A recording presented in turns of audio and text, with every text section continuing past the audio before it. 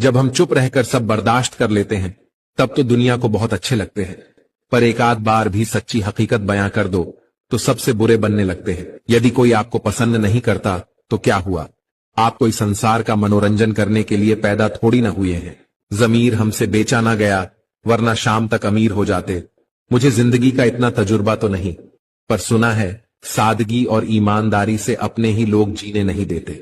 वाकिफ तो हम भी हैं मशहूर होने के तौर तरीकों से, पर जिद तो हमें अपने अंदाज से जीने की है। किसी अच्छे इंसान से हद से ज्यादा बुरा सलूक मत कीजिए, क्योंकि सुंदर कांच टूटता है तो धारदार हथियार बन जाता है। गलत लोगों की जीत उसी वक्त तय हो जाती है जब सही लोग चुप हो जाते हैं। मदद मांगने जाओ तो टालते हैं लोग, बात पता लग जाए तो उछालते हैं लोग। बताना मत किसी को अपने घर का हाल है दोस्त, अक्सर मौके का फायदा उठा लेते हैं लोग। विश्वास छोटा सा शब्द